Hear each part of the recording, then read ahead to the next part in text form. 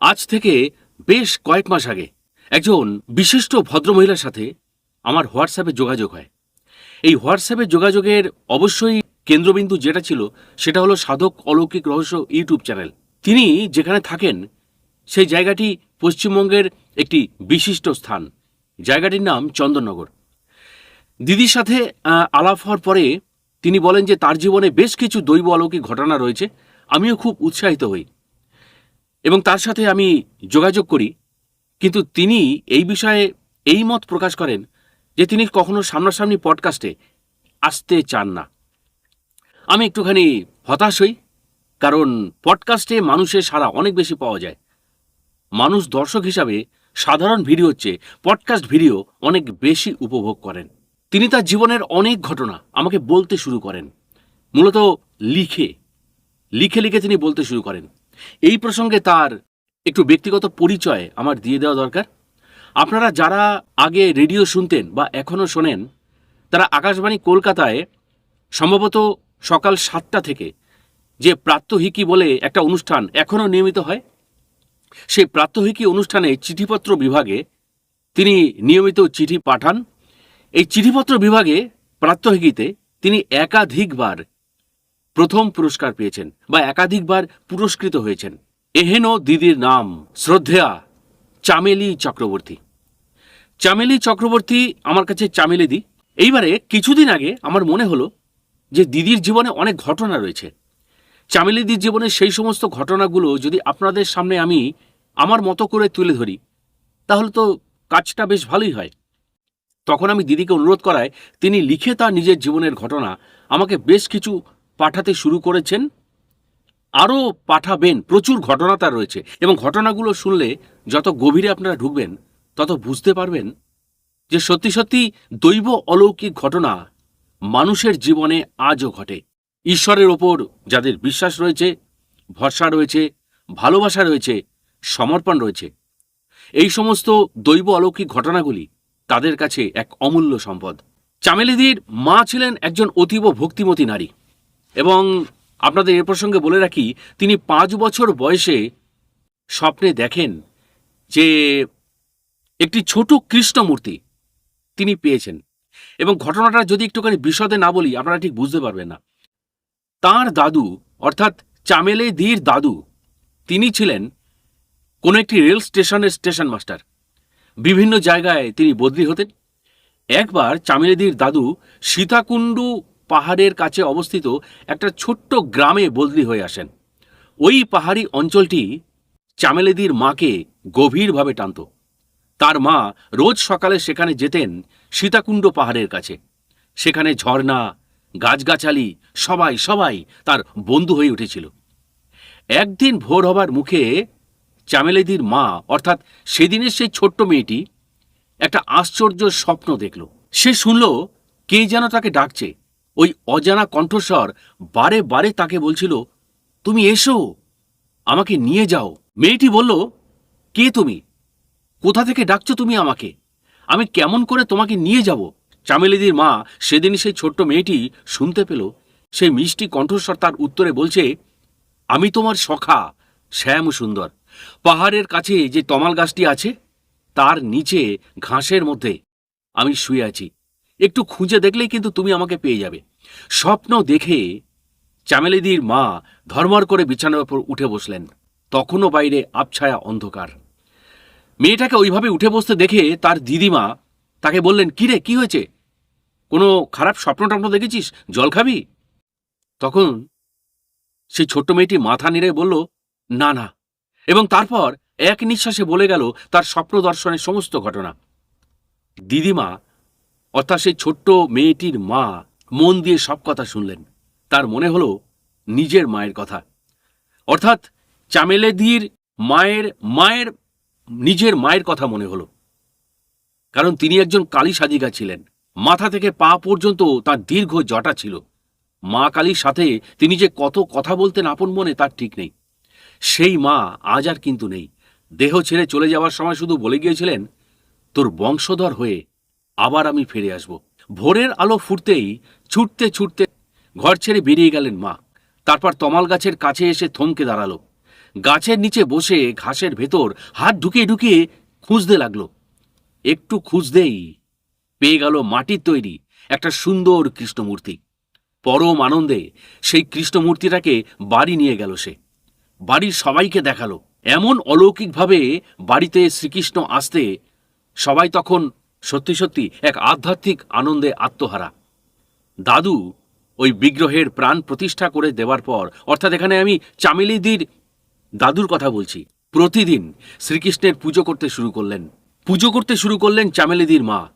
তারপরের ঘটনার কথা তার অবশ্য আর জানা নেই। এবারে তিনি বলবেন তার নিজের বাড়ির পরিবেশের কিছু কথা। জ্ঞান হবার পর থেকে চামেলিদি দেখছেন তাদের বাড়িতে গৃহ দেবতারূপী শ্রীকৃষ্ণকে। তখন খুব ছোট ছিলেন তিনি, তবুও তার মনে আছে সন্ধ্যার অন্ধকার গাঢ় হলেই সারা বাড়িটি আলোড়িত হতো বাঁশির সুরে। কি যেন ঘুরে ঘুরে সুন্দর সুরে বাঁশি বাজিয়ে বেড়াচ্ছে।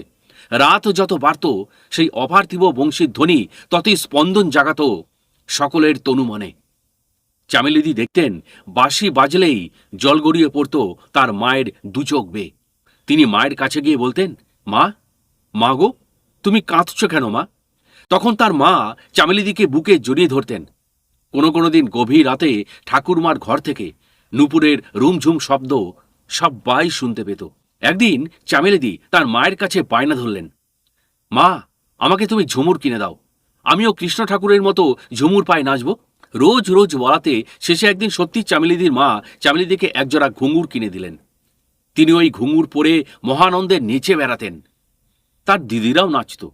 একদিন হয়েছে কি, মাঝরাতে হঠাৎ ঠাকুর ঘরে নুপুর বেজে উঠল। তার নতুন কেনা ঘুঙুর জোড়াটা ঠাকুর ঘরের জানলার তাকেই কিন্তু রাখা ছিল। ওই ঘরের মেঝেতে বিছানা পেতে ঘুমোচ্ছিল চামেলিদির দুই দিদি। ঘর তখন অন্ধকার, অথচ ওই ঘর থেকেই রুমঝুম রুমঝুম নুপুরের আওয়াজ তখনও আসছে। সেই আওয়াজ শুনে প্রথমে ঘুম ভেঙে গেল চামেলিদির মায়ের। মা কিছুক্ষণ শোনবার পর ডাকলেন তার স্বামীকে, অর্থাৎ চামেলিদির বাবাকে। নুপুরের বাজা কিন্তু তখনও থামেনি। তার বাবা ভেবেছিলেন যে চামেলিদির দিদিরা হয়তো ঘুঙুর পায়ে নাচছে। তাই তিনি তার স্ত্রীকে বললেন, অর্থাৎ চামেলিদির মাকে বললেন, মেয়ে দুটোর কোনো আক্কেল নেই, এত রাতে ঘুঙুর পরে নাচতে বসেছে। চামেলিদির বাবা ওদের বকুনি দেবেন বলে আস্তে আস্তে বিছানা থেকে উঠে ঠাকুর ঘরের দরজা খুলে আলো জ্বাললেন। অদ্ভুত ব্যাপার, আলোটা জ্বালতেই নুপুরের আওয়াজ ঠিক তখনই থেমে গেল। ঘরে ঢুকেই তার বাবা অবাক হয়ে গেলেন। চামেলিদির দুই দিদি তখন কিন্তু সেখানে নেই, তারা অকাতরে ঘুমোচ্ছে। আর ঘুঙুর যেখানে ছিল জানলার পাশে ঠিক সেখানেই আছে। শুধু এখানেই ঘটনার শেষ নয়, তাঁদের গৃহদেবতা শ্রীকৃষ্ণের চরণে সমর্পণ করে চামেলিদির মা অসুস্থ চামেলিদিকে জীবন মৃত্যুর সন্ধিক্ষণ থেকে জীবনের আলোয় ফিরিয়ে এনেছিলেন। এই ঘটনাটা চামেলিদি তার মায়ের মুখ থেকে কিন্তু শুনেছিলেন। তখন তিনি ছিলেন নিতান্ত শিশু। হঠাৎ একদিন তার খুব জ্বর হলো। ওষুধ খেয়েও জ্বর না কমে ক্রমশ বাড়তে থাকায় তার বাবা একজন বিশিষ্ট চিকিৎসককে কল দিয়ে তাদের বাড়িতে ডেকে আনলেন।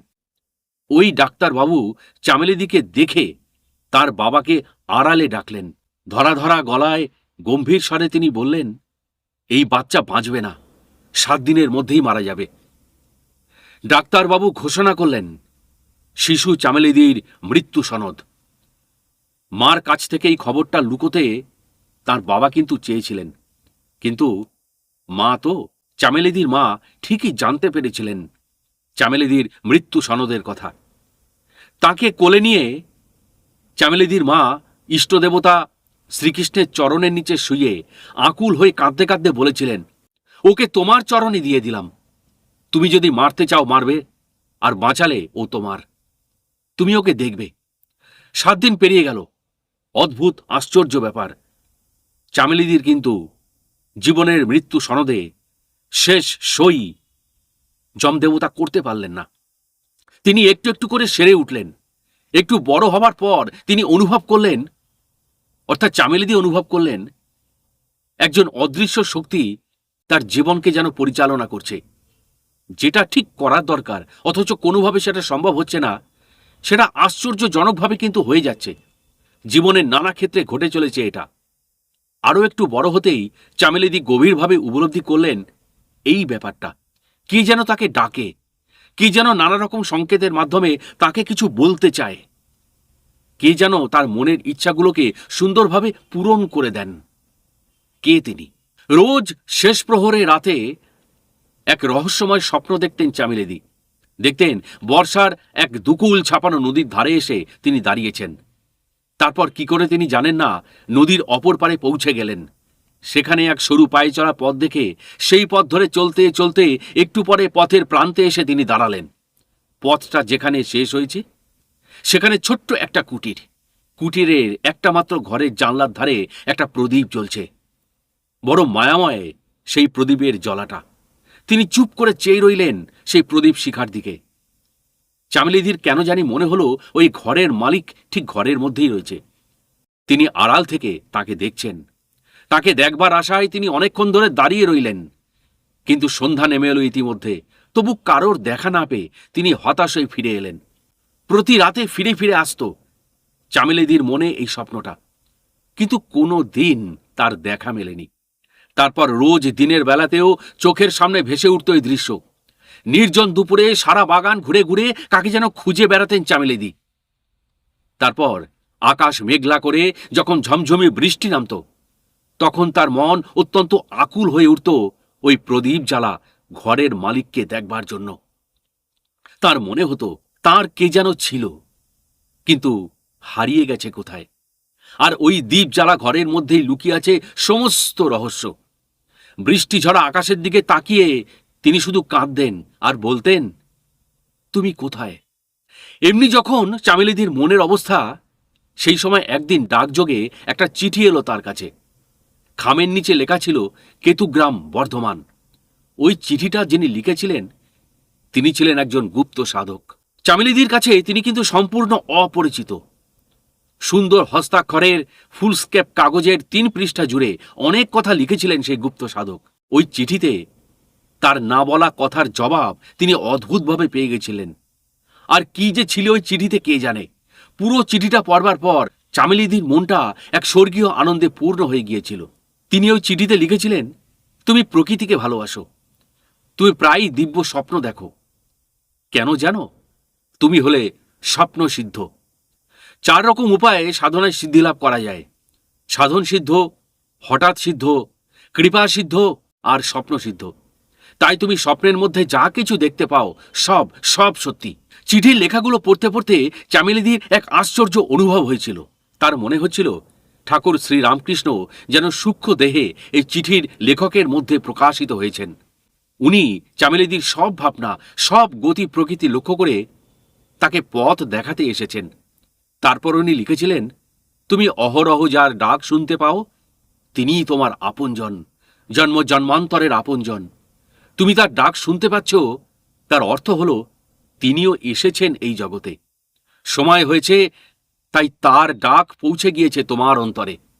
তোমাকে বারে বারে স্বপ্নের মধ্য দিয়ে নিয়ে যাওয়া হচ্ছে একটা নির্দিষ্ট জায়গায়, কিন্তু তার দেখা মিলছে না। তোমার মনে আকুলতা জাগাবার জন্যই আড়ালে রয়েছেন তিনি। সময় হলেই সেই সব আবরণ, সব আড়াল সরে যাবে। তখন তুমি তাকে চিনতে পারবে। সেই অদেখা সাধকের এই কথাগুলো যেন বৃষ্টি ধারার মতো ঝরে পড়ল চামেলিদির ব্যথাতুর অন্তরে, তার প্রাণে। চামেলিদি তাকে শ্রদ্ধা জানালেন। হঠাৎ করেই একদিন নানা রকম আশ্চর্য রকমের ক্রিয়া শুরু হলো চামেলিদির আধারে। প্রথমে কপালে এক আশ্চর্য স্পন্দন তিনি অনুভব করলেন। তারপর তার কপালের 2 ভুরুর মাঝখানে অর্থাৎ আজ্ঞাচক্রে এক উষ্ণ স্পর্শের অনুভব এলো তাঁর। এবার এক উজ্জ্বল জ্যোতির বলয়কে তিনি সেখানে আবির্ভূত হতে দেখলেন। চাকার মতো বৃত্তাকারে ঘুরছিল সেটা। তারপর মাথার তালুতেও সেই একই জিনিস শুরু হয়ে গেল। সহস্রার চক্র রয়েছে সব মানুষের ব্রহ্মতালুতে, সেখানেও ওই একই রকম জ্যোতির্ময় চক্রকে তিনি আবর্তিত হতে দেখলেন। এসব ঠিক কি হচ্ছে তার কাছে তখনও তিনি ঠিক বুঝতে পারেননি। প্রথমে সেই গুপ্ত সাধকের চিঠি থেকে তিনি জেনেছিলেন যে মা জেগে উঠেছেন চামেলিদির সেই আধারের মধ্যে। তিনি লিখেছিলেন, মনে হচ্ছে মহাশক্তি রূপিণী মা জেগে উঠেছেন তোমার মধ্যে। এরপর থেকে মায়ের নানা রকম অলৌকিক শক্তির লীলা প্রকাশ তোমার মধ্য দিয়ে হবে। সত্যি তাই ঘটেছিল এবং আজও তা ঘটে চলেছে সমানভাবে। একদম প্রথমে যে ঘটনাটা ঘটেছিল সেইটা দিয়েই তিনি এবার শুরু করবেন। তখন সবে জগদ্ধাত্রী পুজো শুরু হয়েছে। সপ্তমী রাতে তাঁর এক আত্মীয়ার সাথে তিনি প্রতিমা দর্শন করতে বেরিয়েছেন। রাস্তায় অনেক লোক ছিল, আর মাঝে মধ্যেই রিক্সা যাচ্ছিল। কিছু বুঝে উঠবার আগেই হঠাৎ করে একটা লোডেড রিক্সা তার ডান পায়ের আঙুলের ওপর দিয়ে চলে গেল। বাঁ দিকে নর্দমা থাকায় তিনি নিজেকে নিরাপদ জায়গায় সরিয়ে নিতে পারেননি। তার পায়ে মোজাসহ জুতো পরা ছিল, তবুও তিনি বেশ বুঝতে পারছিলেন যে তার আঙুলটার ওপর দিয়ে চলে গেছে রিক্সার চাকাটা। এই রকম অবস্থায় বেশিক্ষণ হাঁটাও সম্ভব নয়, বাড়ি গিয়ে ওষুধ লাগাতে হবে। তার মনে হলো তার আঙুলটা বোধহয় ভেঙেই গেছে, তাই তার পক্ষে আর সেদিন ঠাকুর দেখতে যাওয়া সম্ভব হবে না। এই রকম ভাবতে ভাবতে বাড়ি ফিরে এলেন তিনি। এদিকে তাড়াতাড়ি তিনি বাড়িতে ফিরে জুতো মোজা খুলে দেখলেন অবাক কাণ্ড, তাঁর ডান পায়ের ওই আঙুলে তো আঘাতের কোনো চিহ্নই নেই, এমনকি পায়ে কোনো ব্যথাও নেই। অথচ কিছুক্ষণ আগেও তো তার ভীষণ যন্ত্রণা হচ্ছিল। এখন কিভাবে সেটা ভ্যানিশ হয়ে গেল? সত্যি খুব অবাক বিষয়। আজও তিনি এই রহস্যের সমাধান করে উঠতে পারেননি। সেবার কোনো এক বছর দুর্গাপূজা ও লক্ষ্মী পূজা হয়ে যাওয়ার পর একদিন বিকেলে চামেলেদিরা 3 বোনে মিলে গঙ্গার ধারে বেড়াতে গিয়েছিলেন। চামেলেদির বর্দির সাথে ছিল তার 4 বছরের একটি ছেলে। সে বর্দির হাত ধরে হাঁটছিল। অনেকটা পথ পেরিয়ে গিয়েছিলেন তারা। যখন গঙ্গার ধারে তারা পৌঁছলেন তখন সূর্য অস্ত গেছে। বড় বড় গাছেদের ছায়ায় ঢাকা পথে তখন দ্রুত নেমে আসছে সন্ধ্যার অন্ধকার। চামেলিদিদের ইচ্ছা থাকলেও তারা সেখানে বেশিক্ষণ থাকতে পারলেন না। সেদিন কি কারণে চামেলিদি জানেন না। পথে তেমন কোনো লোক ছিল না। তাঁর বর্দি বাড়ি ফেরার জন্য অত্যন্ত ব্যস্ত হয়ে পড়ায় তাদের বাড়ি ফেরার পথ কিন্তু ধরতে হলো। গঙ্গার ধার ছেড়ে তাঁরা যখন ডান দিকে মোড় নিয়েছেন, রাস্তার দুধারে রয়েছে দুটো ফুটপাত। তাঁরা ডান দিকের ফুটপাত ধরে হাঁটছিলেন। চারিদিকে একটা ছায়া ছায়া অন্ধকার। একটা ছেলে সাইকেল নিয়ে সামনের রাস্তা দিয়ে চলে গেল। একটু পরে তাকেই আবার ভয়ার্ত গলায় সাপ সাপ বলে চিৎকার করতে করতে তারা এদিকেই আসতে দেখলেন। পরক্ষণেই চামেলেদিরা দেখলেন উল্টো দিকের ফুটপাত থেকে একটা বিশাল আকারের বড় সাপ প্রচণ্ড গতিতে এঁকে বেঁকে তাঁদের ফুটপাতে এসে একেবারে শটান চামেলেদিদের পায়ের তলায় ঢুকে গেল। কেউ কিছু বুঝে উঠবার আগেই ঘটে গেল ঘটনাটা। এই দৃশ্য দেখে পথের লোকেদের কিরকম প্রতিক্রিয়া হয়েছিল তখন তাদের সেটা দেখার মানসিকতা ছিল না। তবে ভীষণ ভয় পেয়ে চামেলিদির সঙ্গে থাকা তার 2 দিদির চোখ বন্ধ হয়ে গিয়েছিল। তারা ভেবেছিলেন সাপটা যখন এত লোক থাকতে শুধু চামেলিদির পায়ের তলায় ঢুকেছে, তখন নির্ঘাত তাকে ছোবল দিয়ে পালিয়ে গিয়েছে। অত বড় বিষাক্ত সাপের ছোবল খেয়ে চামেলিদি তখন যে আর বেঁচে নেই, এটা ভেবেই তার 2 দিদি তখন চোখ খুলতে ভুলে গিয়েছিলেন।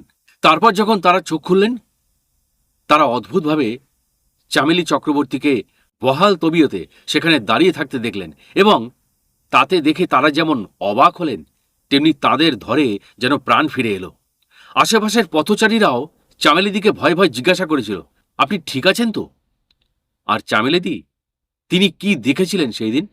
তার কথায় সেই বিরাট সাপটা তার পায়ের তলায় ঢুকে পলকেই মিলিয়ে গিয়েছিল। তিনি সেই সাপটির শীতল শরীরের পরশটুকু পাননি।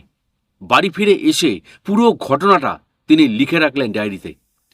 এই ঘটনার কথাই চামেলিদি আমাকে তুলে ধরার জন্য অন্যান্য ঘটনার সাথে পাঠিয়েছিলেন। বাকি যারা সেই ঘটনা শুনেছিল তারা সবাই ভয়ে শিউরে উঠেছিল, কিন্তু কেউ তখনও আসল কারণটা বুঝতে পারেনি।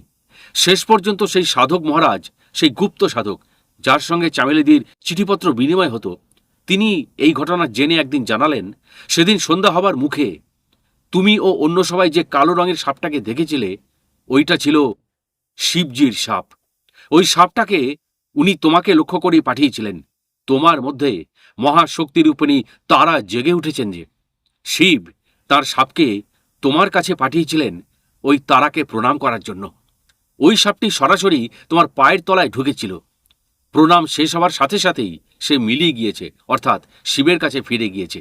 সেই গুপ্ত সাধকের কাছ থেকে চামেলি চক্রবর্তী সঠিক জবাবটা পেয়ে মনটাকে শান্ত করেছিলেন। এবং এটার সাথে সাথেই আজকের মতো এই এপিসোডটা আমি শেষ করছি। চামেলিদির পরবর্তী ঘটনাগুলো, আরও যেগুলো উনি পরবর্তীকালে আমাকে জানাবেন, সেগুলো এপিসোড আকারে আপনাদের কাছে নিয়ে আসার ইচ্ছা রইল।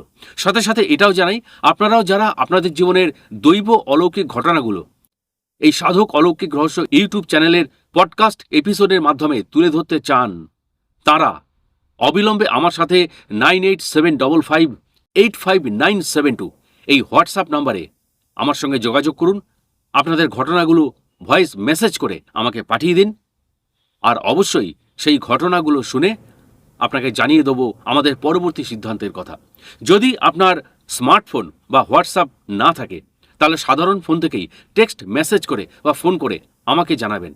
তবে যদি ফোন করেন, তবে শুধু এই কারণেই ফোন করবেন, অন্য কোনো কারণে ফোন না করলে বাধিত হব। এবং তার সাথে সাথে আরেকটা জিনিসও আপনাদের জানিয়ে দিই, অনেকের একটা ভুল ধারণা আছে যে পডকাস্টে অংশ নিতে গেলে বোধহয় অর্থ লেনদেনের একটা ব্যাপার থাকে। আপনাদের জানিয়ে রাখি, অন্য স্থানে কি হয় সেটা আমি জানি না, তবে সাধক অলৌকিক রহস্য ইউটিউব চ্যানেলে ঘটনা মনোনীত হলে সেই ঘটনা স্টুডিওতে এসে পরিবেশন করার জন্য কোনো অর্থ লেনদেনের ব্যাপার নেই। শুধু আপনার ইচ্ছে এবং আমার প্রচেষ্টা, এটুকুই যথেষ্ট। তাহলে আজকের মতো বিদায় নিচ্ছি, দেখা হচ্ছে নেক্সট এপিসোডে। ততক্ষণের জন্য ভালো থাকবেন।